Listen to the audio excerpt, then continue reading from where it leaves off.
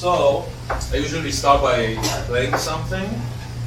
I didn't bring my computer, but it was Jaco Pastorius' birthday 2 days ago. So, Yeah. so I think it's only fair that I'll play the first composition of his I ever learned. So this is a portrait of Tracy.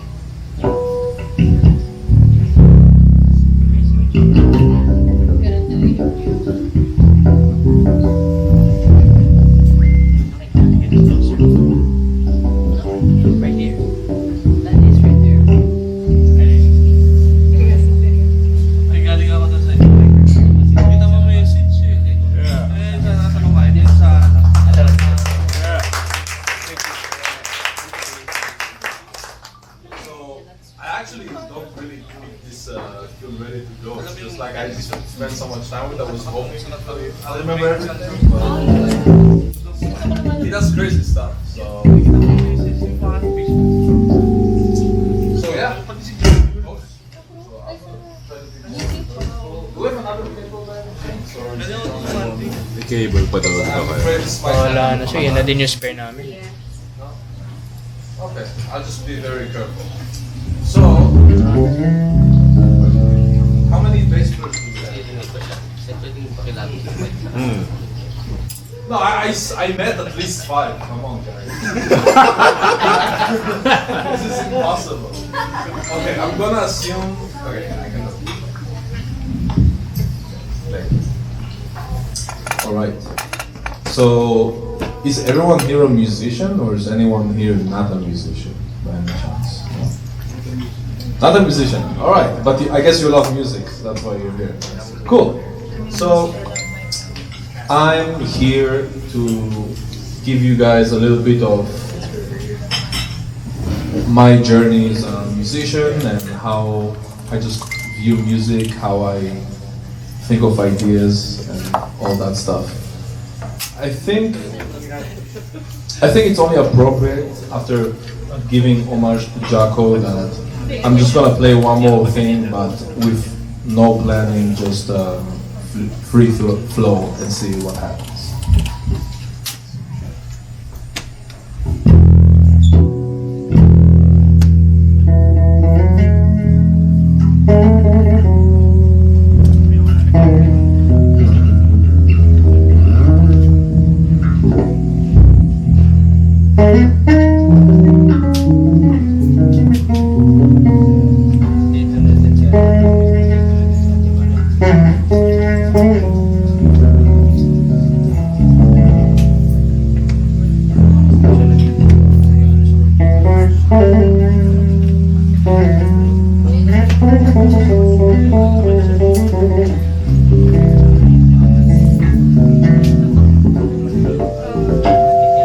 Check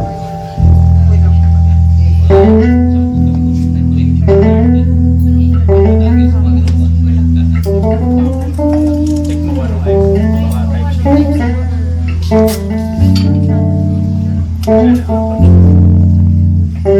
Check mo kung ay type C yung type C. Type C yung yung dapat mga type C.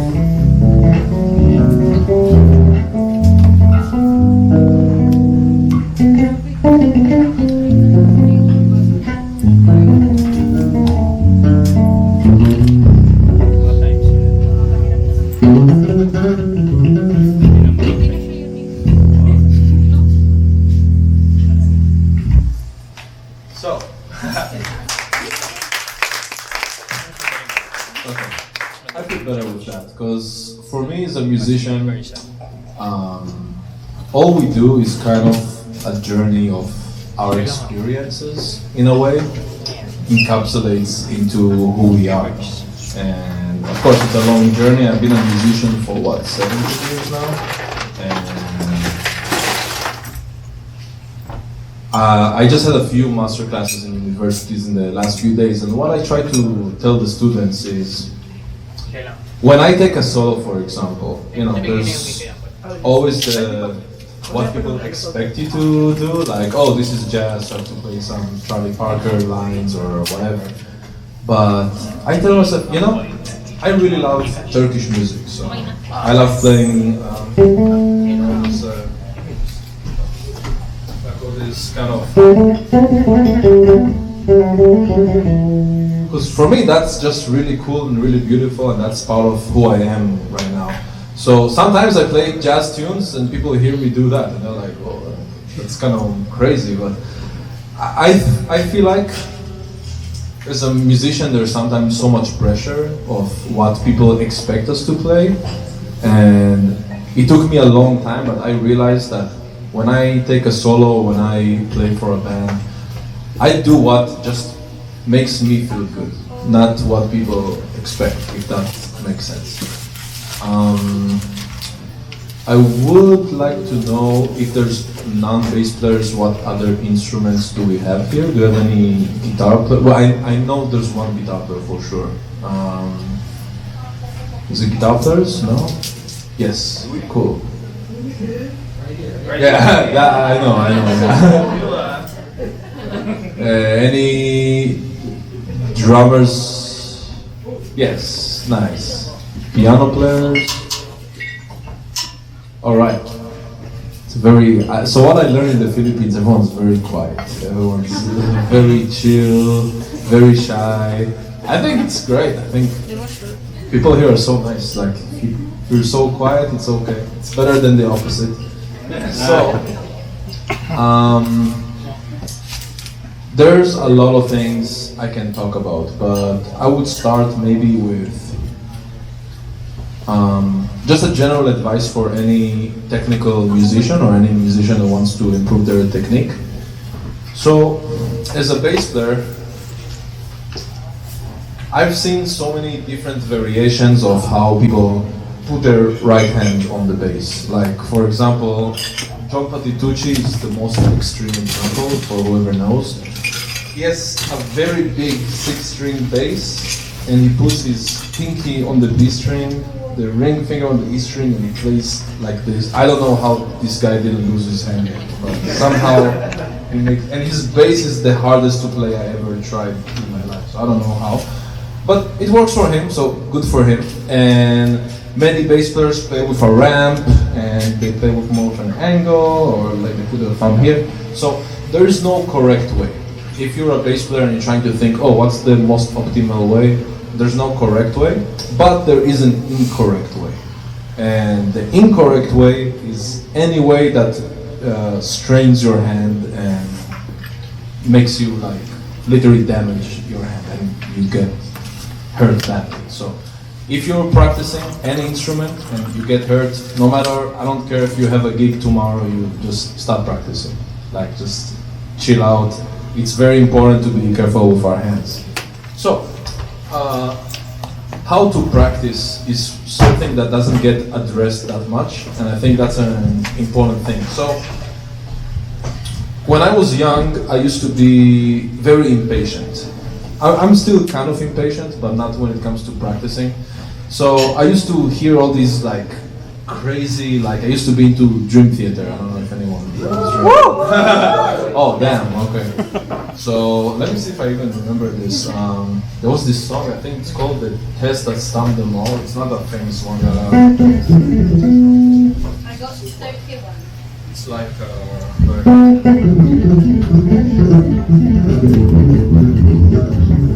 something like that.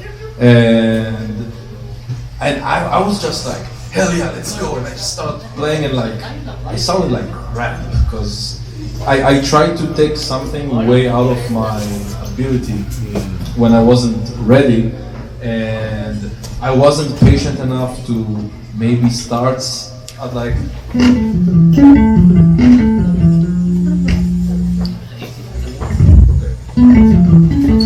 I should probably start. If I would attempt this today, I would do like something like that at the beginning, eventually, and then I think originally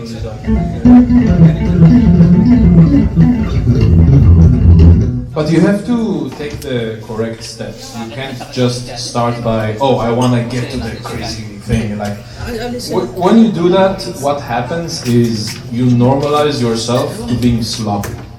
And that's one of the most dangerous things you can do as a musician, because you're so much in a rush to get to the point when things sound good. And you just, yeah, I'm just gonna keep playing in the real tempo, and it's important. So what I do nowadays, let me try to think of a good example. Oh yeah. So I made this bass group to, I don't know if you guys know Louis Cole. You guys know everything. You think that Louis Cole, cool. So he made like a very cool Instagram video of him playing drums. And I thought, oh, maybe I should add like a bass line to it. So what I did is like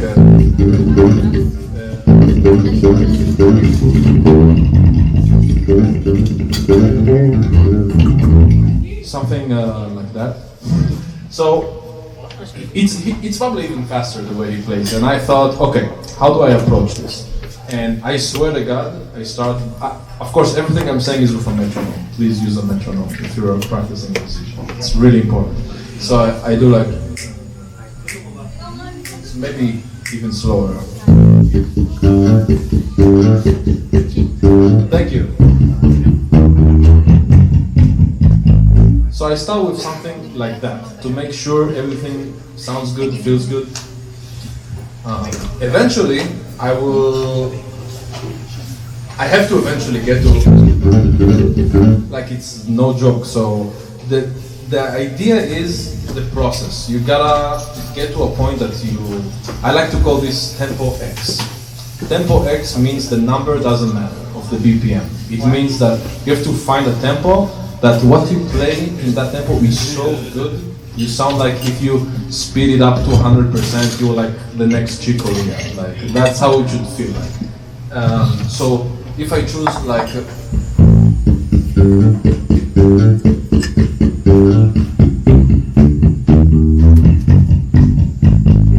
like most people will not even try to get into those details. They're okay, I'll do it.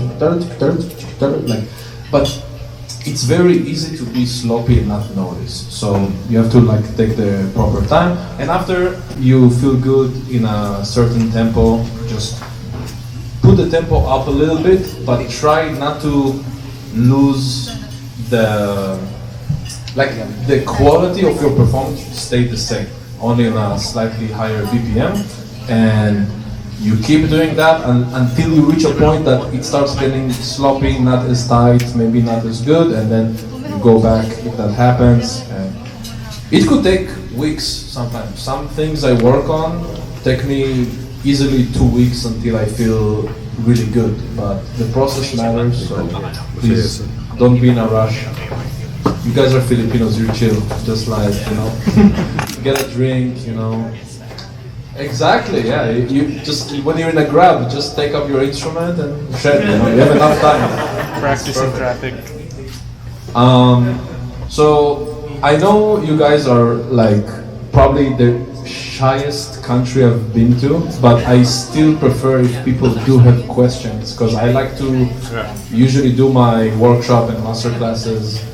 I try to attempt to match whatever the audience is interested in and helping them. So if you have anything, yeah. What is it like working with Tigran?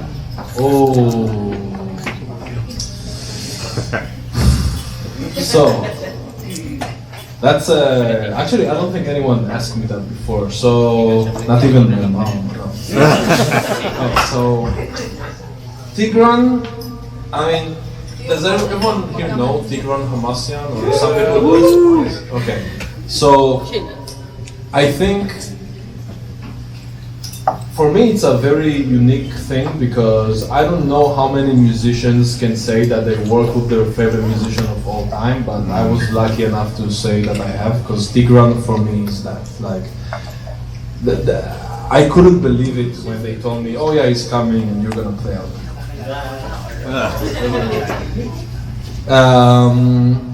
It was surreal. I'm a person that doesn't get starstruck so much. Like I got used to being in front of a lot of like really big important people. I just see everyone as people. But something about Tigran entering the room, I was I was sweating. So it was cool. I mean, it's all about preparation.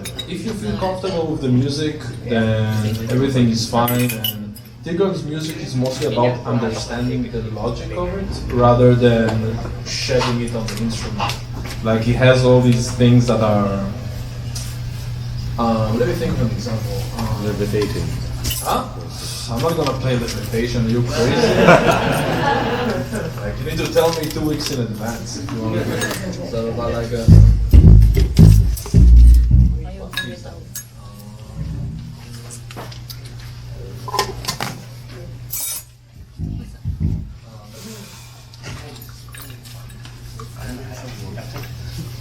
So actually, this is a good time to talk about rhythm. Tigran Hamasyan is probably the master of rhythm. I think it's not an exaggeration. This is a good example.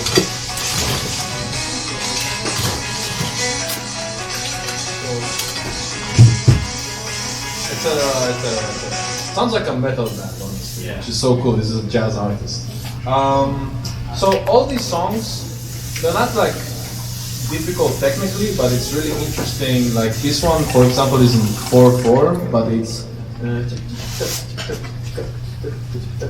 like 5-5-5-5, 3-3-3-3-3. It's like 4 times 5, 5 times 3, and after you go like 32 bars or something, he resets it to 4/4. So it's like the good thing is it's not hard to play, so I can just.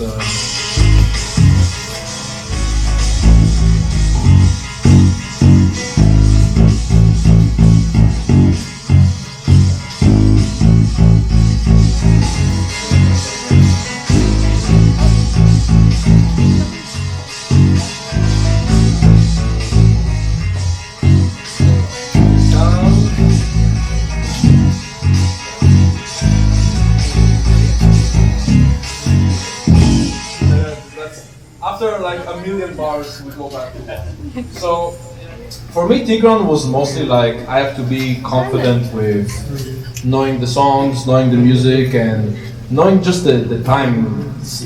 Rhythm is a very difficult to it's a very difficult topic to get into details because what is rhythm? How do you feel rhythm? Like I really like quintuplets. I don't know if you guys know what quintuplets are. Okay, I hear like some people. Okay, if the drummer know, that's the most important. So, so for example, I made a groove in quintuplets. It's like 1, 2, 3, 4.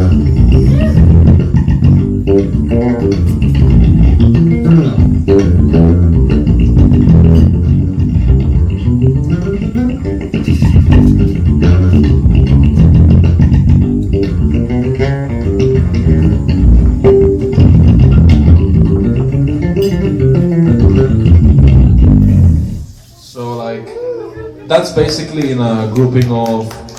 Thanks. So 1, 2, 3, 4, 5. 1, 2, 3. So that's a very talking about Tigran. He basically made that groove famous, I would argue. I know some people did it before, many people do it after, but I think he kind of normalized it. And there's just something really interesting at using different subdivision and different styles. And Tigran, I remember when I was studying how to use quintuplets, I just put a metronome, okay, so I have 1, 2, 1, 2, 1, 2, 3, 1, 2, 3, 1, 2, 3, 4, 1, 2, 3, 4. And then when I tried to play 5, I was like, just trying to speed it up until you match 5 in a quarter note.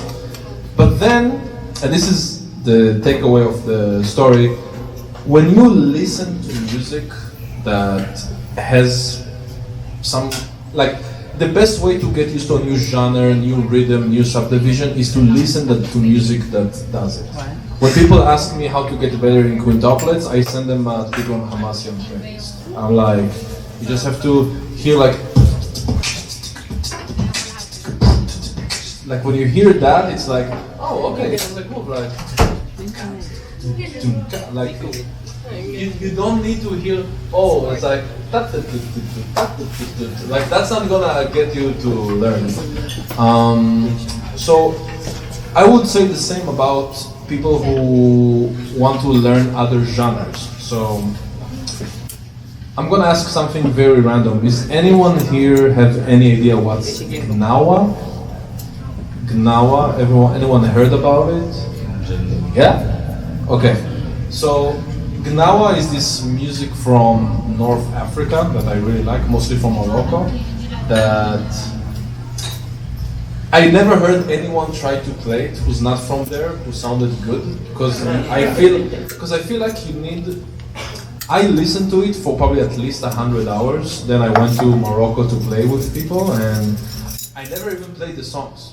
I just listened, and it's not complicated theoretically. And I just went to play with really high-level locals, and everyone thought maybe I look Moroccan, but everyone thought I'm Moroccan. Because I put the time and effort listening, So, for example, the groove they have is kind of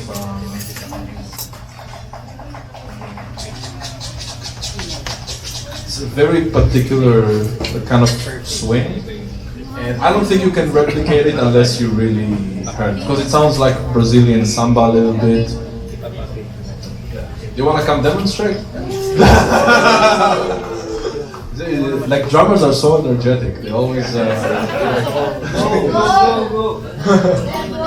No, we can also demonstrate something together if you want. But if you want to chill, yeah. No, come.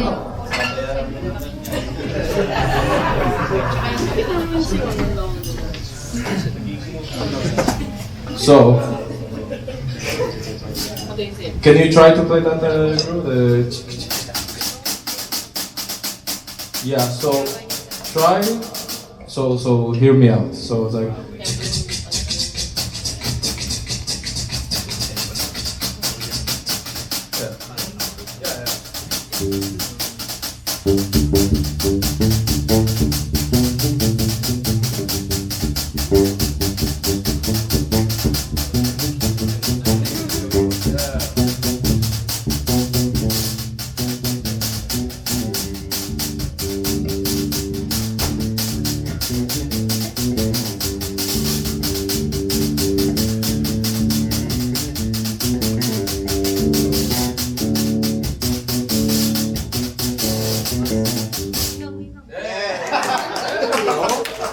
Fast learner. No, it's tough for sure, but for me there's just so much good music all over the world. Honestly too much. Because it feels frustrating that you want to learn it and you can't, because it's just for example, in India, it's very normal for people to spend years learning one scale, one raga. And I'm like, how do you get anything done? How can you improve? There's over 100 ragas. Are you just gonna learn 5 all your life? But apparently that's what they do. And for me, it's like, what other genres can we demonstrate together? Yeah, yeah. Can you play tumbao? Yeah. Oh yeah, let's go. Okay, so I don't even know how to explain where tumbao is from, because Latin America, it's like saying Singaporean food, Malaysian food, they all fight for who invented what. It's kind of the same with a whole continent. So like, do you know like Cuarto de Tura? Yeah. Damn, you know That's my friend.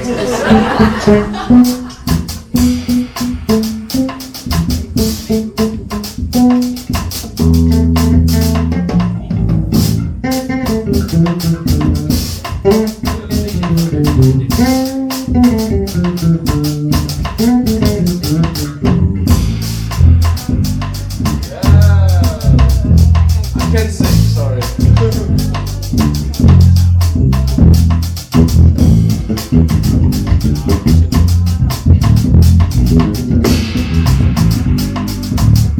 Okay, let's start. I like that you stop on the floor. Hell yeah. You know. Okay, so it's interesting because this group, for example, is called the Tumbao, and if you hear just the bass and drums, it's very counterintuitive. Let's just play right from it. One, two, I shouldn't have counted.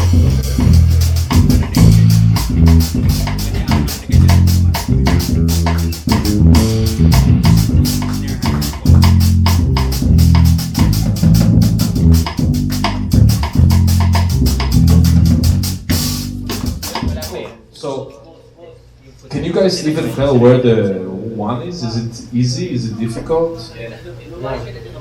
Is it what? It left the building. It left the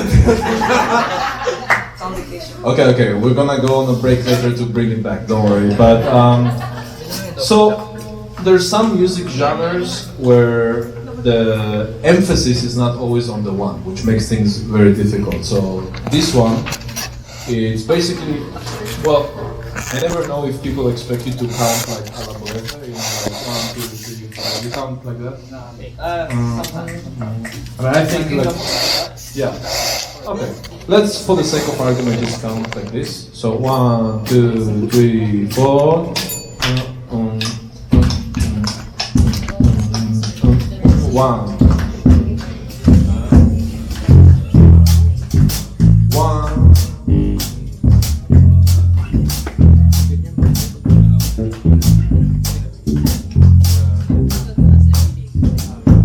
Basically, the kicks are on the end of 2 and 4. So 1, 2, 3, 4, 1, 2, 3, 4, 1, 2, 3, 4, 1, 2, 3, 4.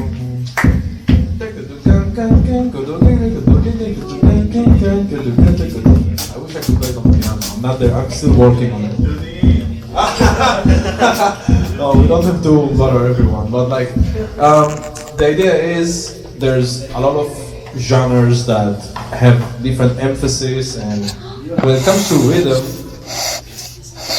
how do you even approach explaining like, you know, rhythms for these things? Like, you have to listen a lot, because this music, I remember learning, oh okay, it's end of 2 and 4, but when you play with Latinos, and I got the chance in Berkeley to play with a full Latin band, so we play, then everyone stops, and in a new tempo, like they just start doing this, and I'm like, where's the one? What's happening? And like they all just stop playing their field, they're smiling, they're laughing. I'm like, what's happening? You know, because they heard it so much, they don't have to think about it. And the main point is listen to a lot of music, because the only way you can improve is by listening. Because if, as humans, we would just be like, we could only make music to a certain level, we will always stay in Sebastian Bach kind of level. But we're all, like, I have my own influences from jazz and from Turkish music, Indian music, fusion, Moroccan, so many things, and that's what creates my sound, and I'm sure it's the same for all of you. So just try to, Jacob Collier told this in a masterclass I've seen him many years ago. He said he tries to listen to 2 albums of music a day, which for me is like, well, man, good luck. I don't have time, but it's really good. Like, at the end of the day, the music you play is what influences you. And when I practice rhythm, I don't know if it's the same for you, but when I want to practice a rhythmic concept, I do it without an instrument. Like, it's counterproductive to do it. So, let me try to give an example. I had this period of my life that I like to sing melodies and clap everything in dotted eighths or dotted quarter notes. So, for example, does everyone here know The Chicken, the Jacobo Stories? So if I sing the bass line, so the quarter note is this, so I will instead clap dotted eighths, so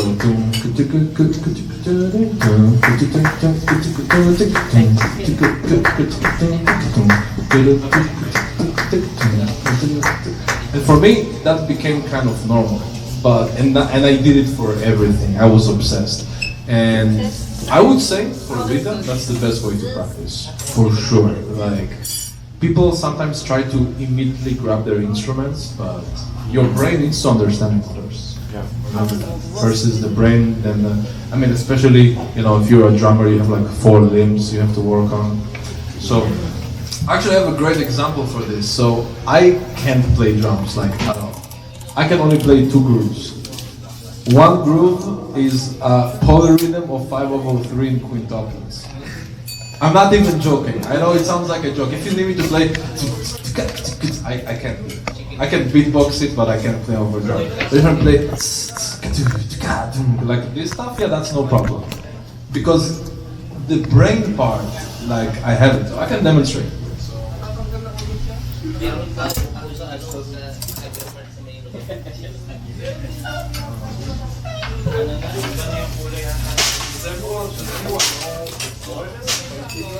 You know that song, The Boy?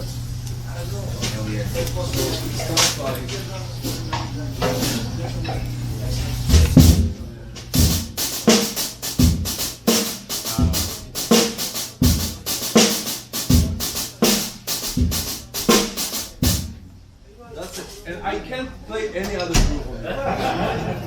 The reason is I analyzed this in my brain so many times, but now I'm like, okay.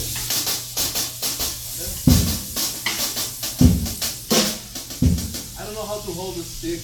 I don't know how to do anything, you know. But like, it's all about if you have something in your brain and you kind of analyze it, then it's easier to do it on the instrument. Right. Sorry for a very random example. That's the only drum groove I can play. I swear. So, any other questions?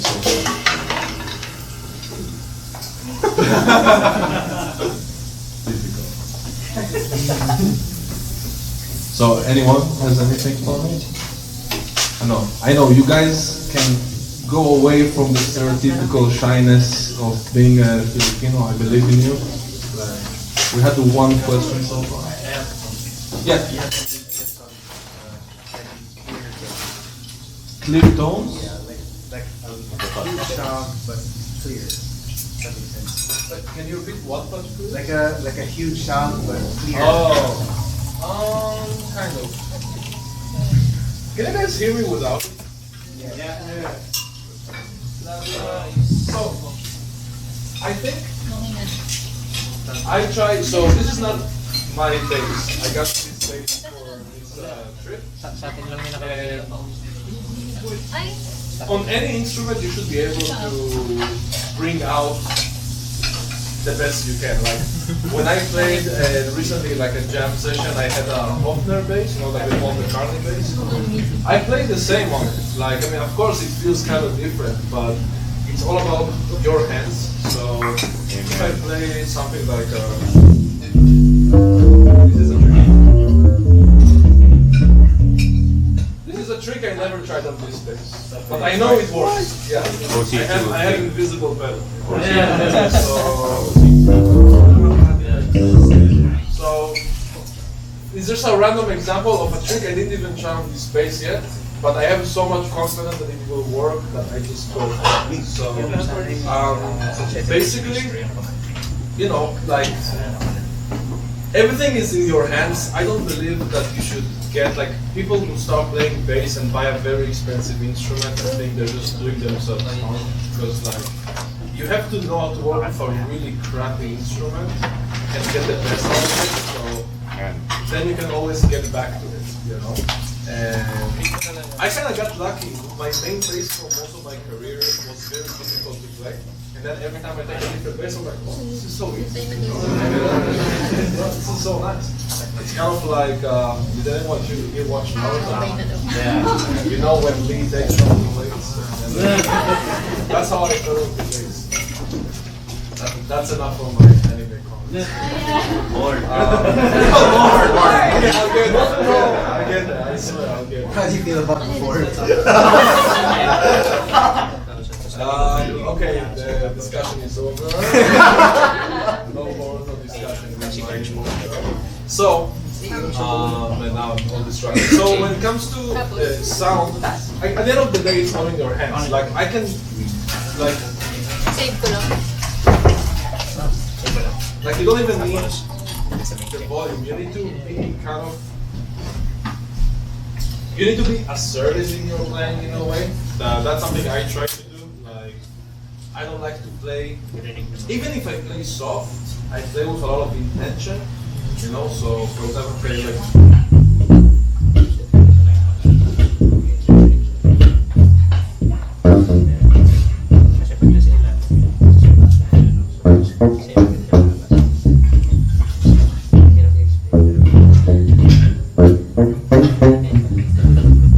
like, everything I play, like even if I'm playing muted, you know, it's not like I'm playing metal, but it's all about tension, you know, and that affects the sound. And I'm one of those, I guess, more older generation bass players that actually like to hit the string. Nowadays, many people are very like, like they play kind of like this, and like good for them. But, I mean, because I mean I like Jacob, and you know, it was.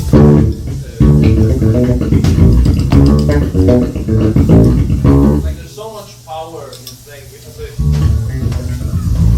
Sucks. But it's also important to understand that every kind of articulation serves different purposes. For example, I hope everyone knows this song.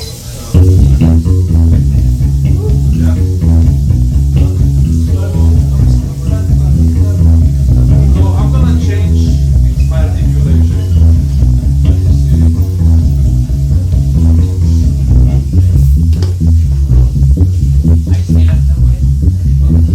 Let me find out the one.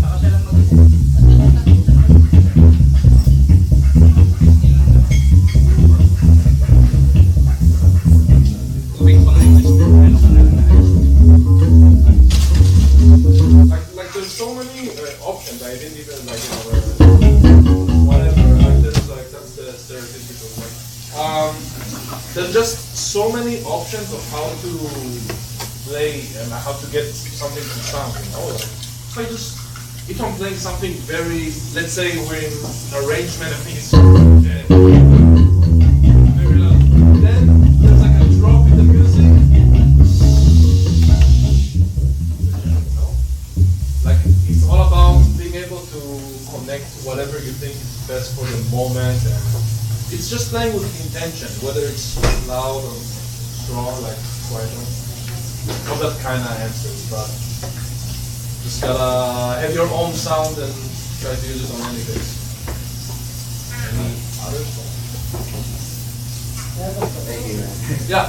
What bass guitar do you recommend for the YouTube? Oh, that's a good one.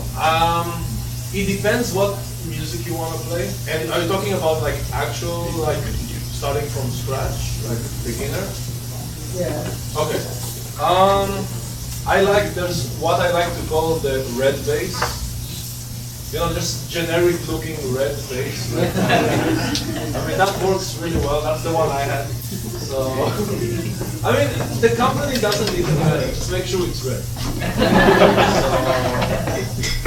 But the thing is, I mean, every bass kind of has a different purpose. So if you play rock, I would not recommend it to get like maybe a Fender, just because it's it's a bit harder to play and it might not be perfect. So if you want to play more like fun, movie stuff, I would recommend Fender, maybe Music or Rock. I don't know, just check what the nearest music store has, and you gotta actually you have to try and make sure it fits you. Yeah, that's the most important. That's what I do. Actually, I have a funny story about my bass that unfortunately I don't have with me. It's Mayones, it's called, like a very nice bass company, and I have a deal with them, and I was supposed to go to the company and choose the bass I want. And I did my research, I went online, I checked out all the different options, and I said, okay. Yeah, and I said, okay, this is one option, option 2, option 3, but that one for sure not. No way. Then I go there, I try the one that I said for sure not, and that's my favorite. No, and I'm not exaggerating because I thought, oh, it's so different from what I'm used to. It's a different sound, it's gonna change who I am.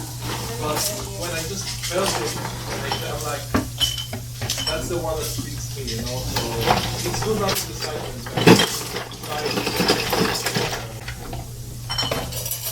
there any like maybe let's try a non-big one that comes to the top. Yes. What's the one song that made you choose to play the bass? And you inspired to play the bass?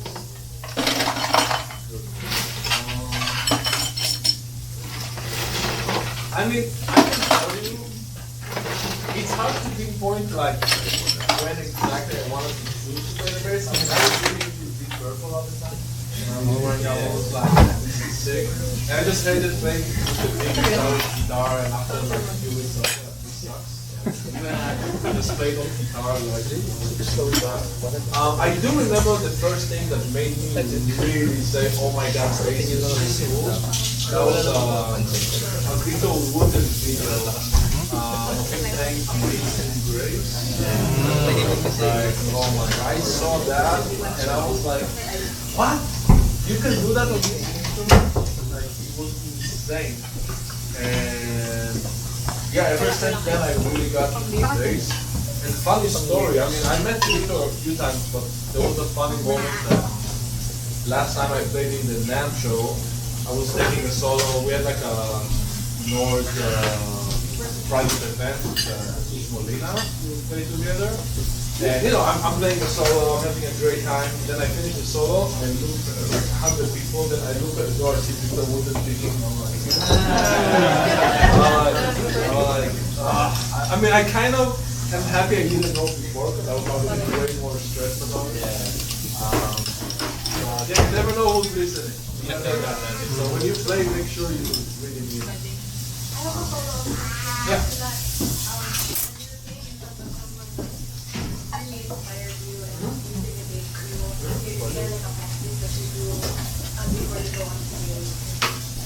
That's a good one. I just try to keep myself relaxed in a way, and everything. This happens with everything how I react. Gin. Yeah, gin is a good way. Gin is a good way. Whiskey also. I love doing this in a bar, not in a school. You know, it's perfect. I can say whatever I want. So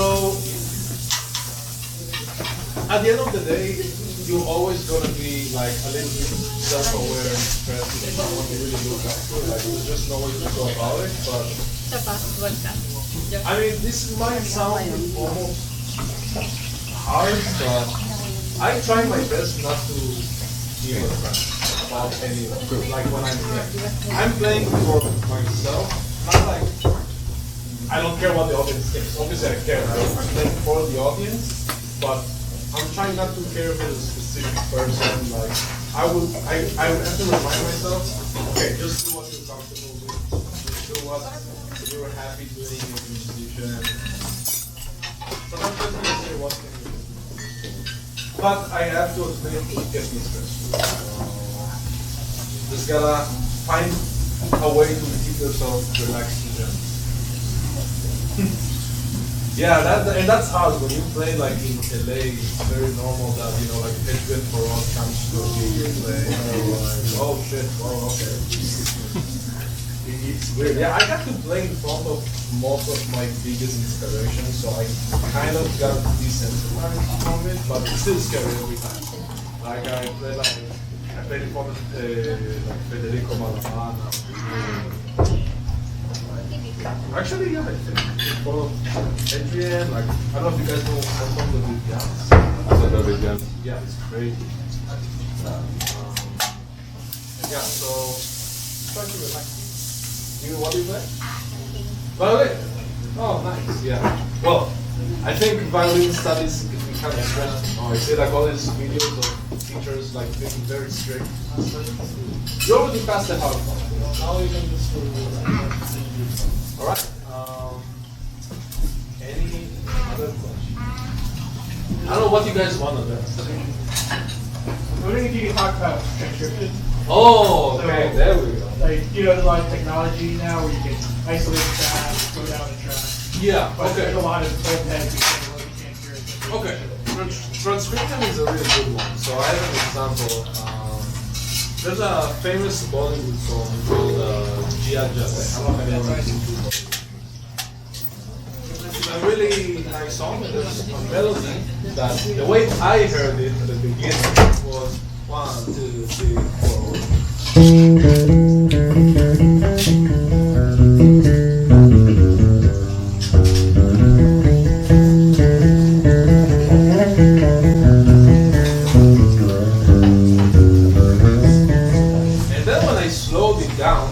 I realized what it is actually is 1, 2, 3, 4.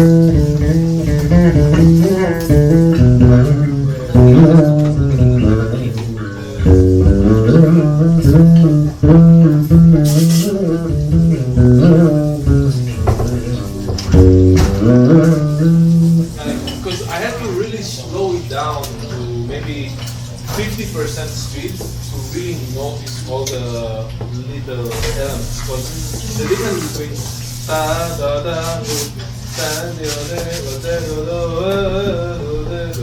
because I just heard it.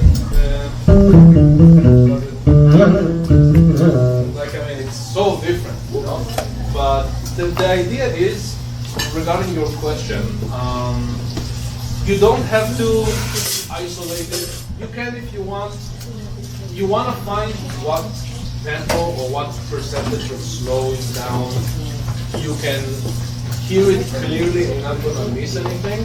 I would say ideally try not to go lower than you really have. Because like of course when I transcribe like a Michael Brecker solo, I had to slow it down a lot because there's so much information in such a short time. But ideally you want to just do you use something like voices? Yeah. Yeah, that's a really good one. I mostly use it to mute the bass when I'm playing on stuff. It's really good. But yeah, for transcription, I would say, actually for anything, whether it's transcribing or practicing, please like just take your time. No one is looking at you, no one is judging you, you're at home alone, like make sure you get it right. Even like, there's some videos I prepare that took me like 2 weeks easily to prepare, just because I'm not in a rush, I want it to be really good, so I'm gonna take my time and work until everything is perfect, and same with transcription, just like, take your time, make sure like you hear all the notes, and if you have to slow it down, slow it down. If you need to use an instrument, to double check, use an instrument.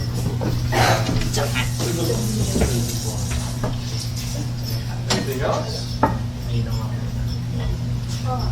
What do you do when it's not happening at work? Yeah, like your performance. When Be you're more out of- specific. I like more specific. Like what? Give me a scenario. So you're doing like I don't know, like a fusion stuff, and then you Like I just don't feel good that night. yeah. And then you're not hitting like for a particular song, you're not hitting it for the next song. What do you? That's really good.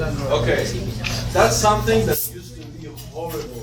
Yeah. It used to be like oh my god, I just like got so, I felt bad the entire concert, you know, like it's very hard to overcome psychologically, but with time, I understand that the audience are there to enjoy a show, and honestly, people don't notice the mistakes as much as we think.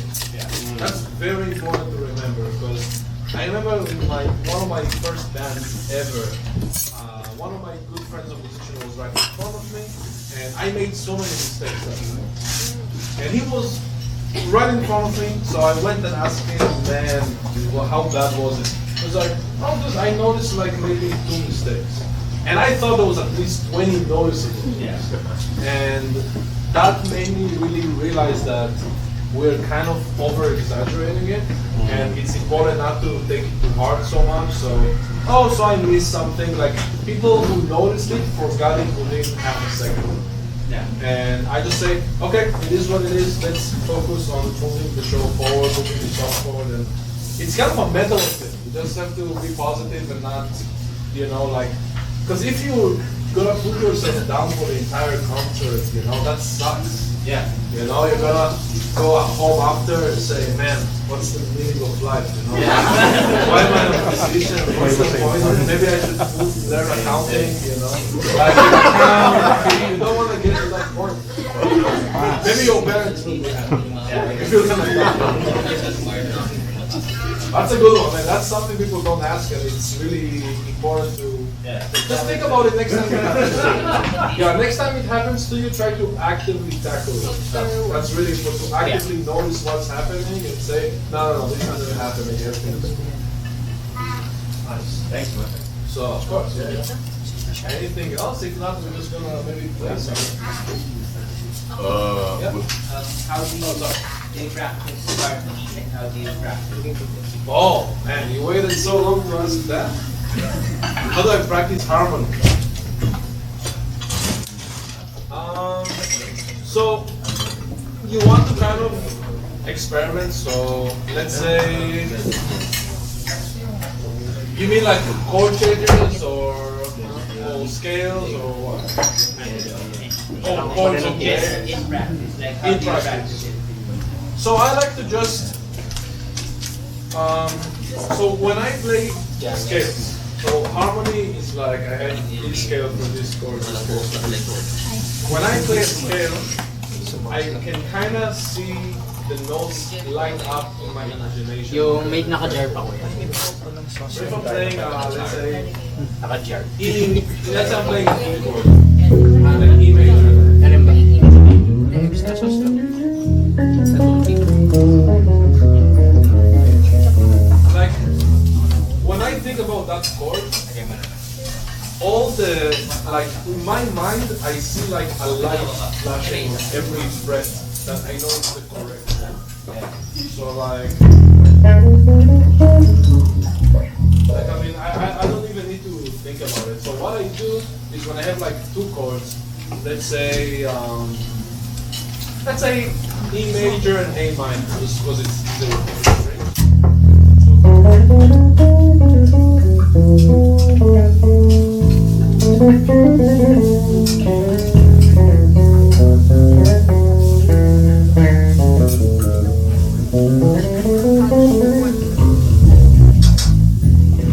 Like, the idea is you try to kind of imagine what are the notes I have. Like, how do I connect the ideas from one chord to another? And I get, like, do you play bass? Okay, so I get it's like, if I know, okay, I'm in E major, I know A is here. So if I know I'm coming to an A minor, I can do,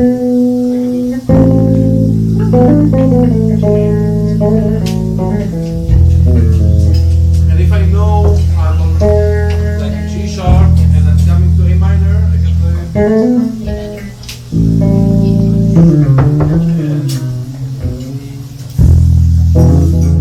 So it's a matter of kind of knowing like what notes are going to be in the next chord, what notes are in common, or I have to shift to another in common. And once again, that's another thing you have to take your time. What I like to do is I kind of like jam at home, but not for the sake of yeah, let's have fun. You know, like it's more for active practice.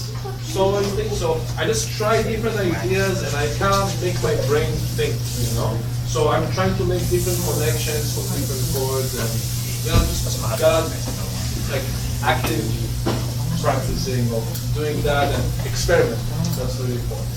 But yeah, try to figure out how to connect. Just one last thing about that. Every song you learn, you should probably start by playing the arpeggios of each chord. Just to, we played earlier.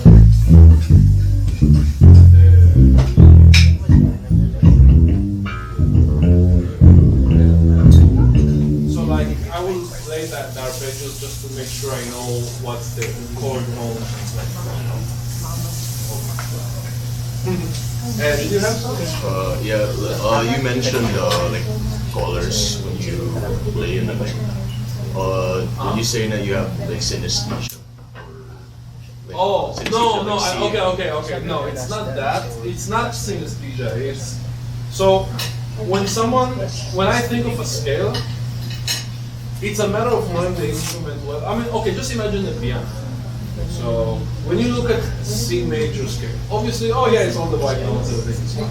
But if you just have, for example, G major scale, for any of you who play piano even a little bit, I'm sure already the note F sharp is in your mind. Like you imagine like, I have white notes and F sharp. You kind of don't think about the other notes. They kind of like don't exist.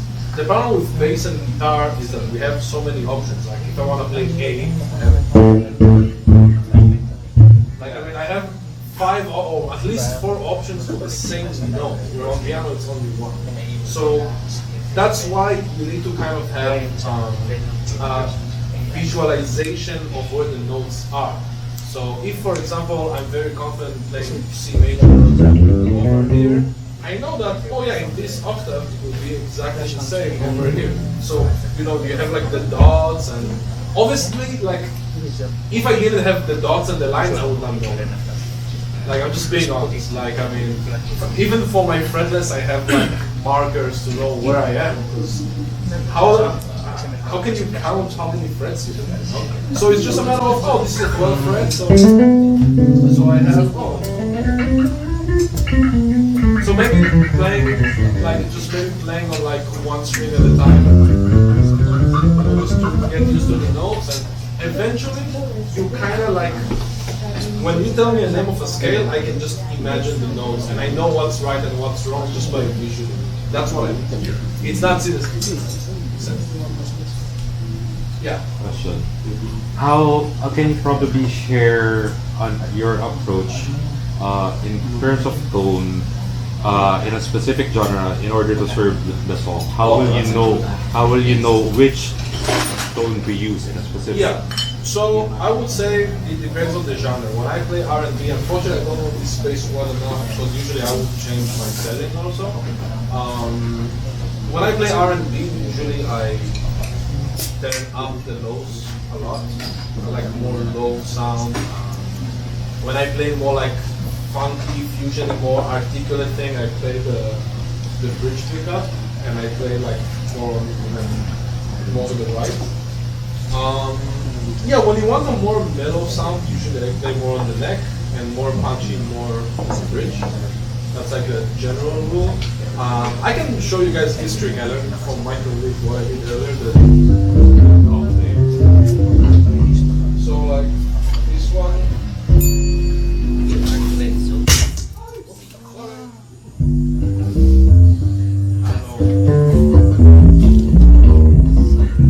So basically the idea of this technique, so the idea is, let's say I want to play, I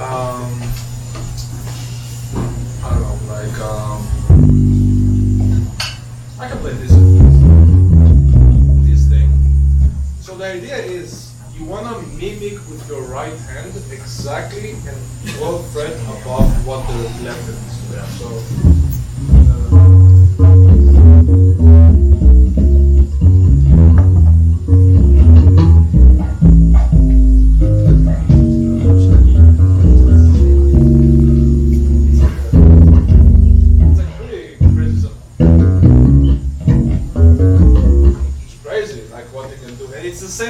guys doing kind of this thing?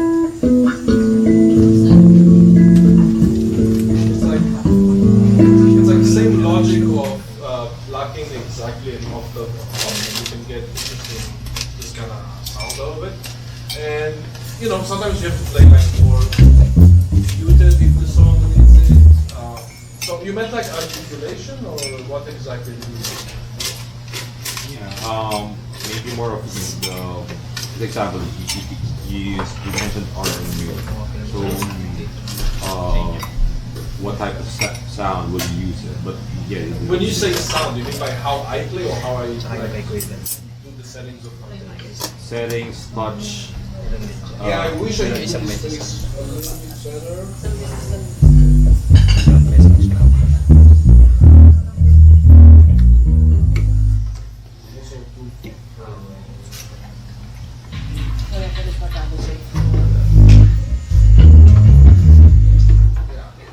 I'm just gonna say that you wanna get it to be like, oh, if it's R&B, I want it to be more low and kind of like more mini, and because you want mostly like the most synth bass for R&B. Yeah, this R&B I like when I listen to like lower black bears. I feel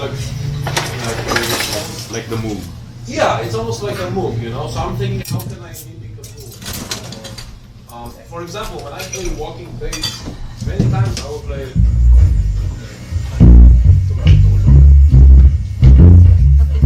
Like I'll play with my thumb because I think it mimics the upright better. Because if I play, you know, like,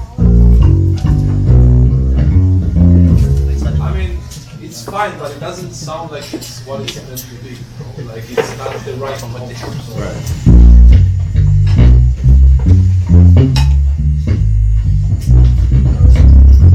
So like, it's all about, you know, you have to kind of make your own decisions. If you feel like, oh, is this more punchy? Okay, how can I do that? Is this more low? How can I do it? Gotta try. I wish I knew this a little bit better. Right, thank you. Now, of course. Any other things? Other questions? I think we should learn. I have great musicians here. No, we can let's do the last one. Let's do the last one.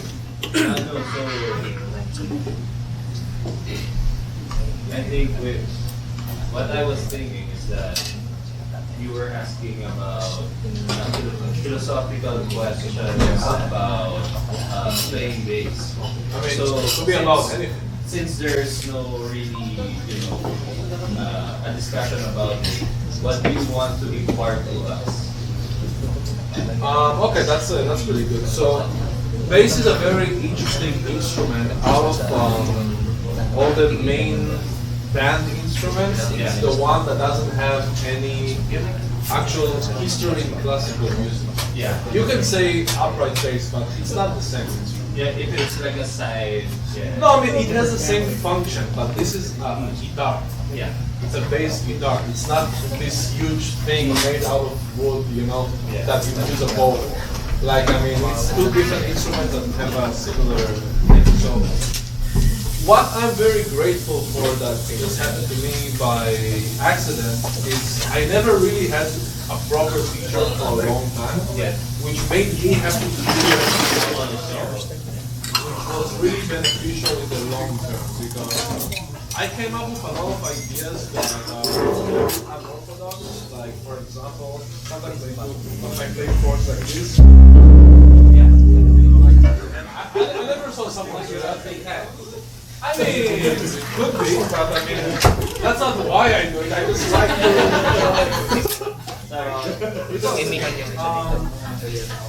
Another example is. I mean, I think that's kind of like what Jaco did, because if you look at quality trace, he does. First of all, just doing overtones in general is very unorthodox. Yeah, and doing something like that, that's not something a person was taught like by his teacher, unless you know. I think experimenting is really important and try to like, what can I do with this instrument? How can I make things work that shouldn't work? And one more thing is something I don't like that it's become normalized for a lot of bass players. It's changing a little bit. Is that when bass players solo, they solo like they can play saxophone or like if you just take the notes. Yeah. It sounds like a saxophone solo or like piano solo. Like extending all the.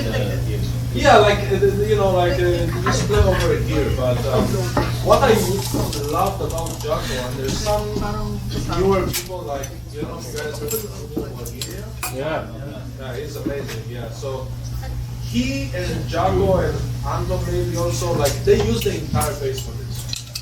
They understand that they're using a bass guitar and not just playing a solo that could have been a sax solo on bass. And I think it's important for every person to take advantage of the instrument they're playing. Like, for example, if I'm playing, like I said, if I play a solo and I want to play like a third-ish thing in the middle, I'm also gonna play it in a way that's unique for bass. I play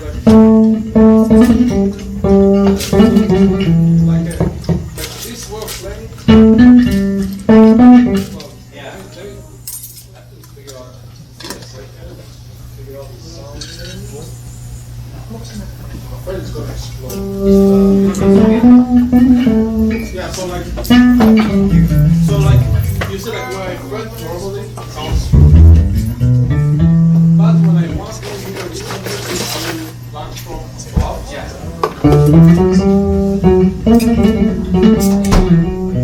to make it more like a sound. Yeah, it just gives you more of a mellow tone.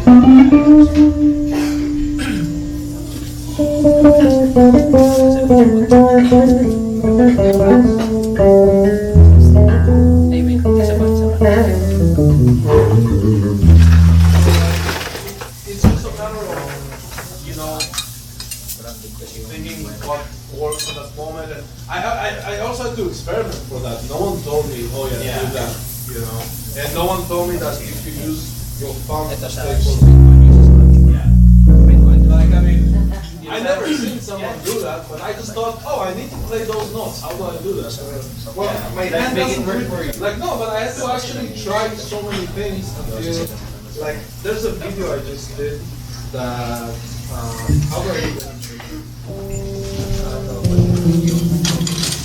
Yeah, like it's like a Jacob Collier video, and he does a cluster of the piano. He literally does sol, fa, mi, re. And I was like, how do I do that on bass? And I was like, oh, why don't I just you know, Like in many ways as you can. yeah, because I was thinking, oh, I have the G, and I think I don't have enough frets, but for the sake of it, I think it's something like that. Because I wanted to get the class there, and that was the only one. That's the good thing about piano. It's good. So.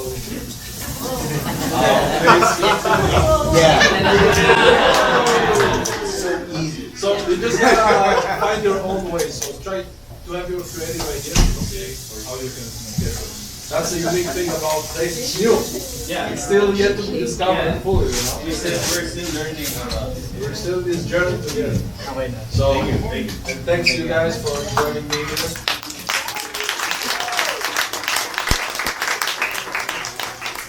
We have wonderful musicians who play with me.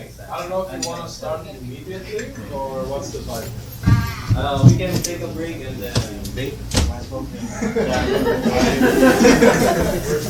Okay, so let's take a short break and we're gonna have paper.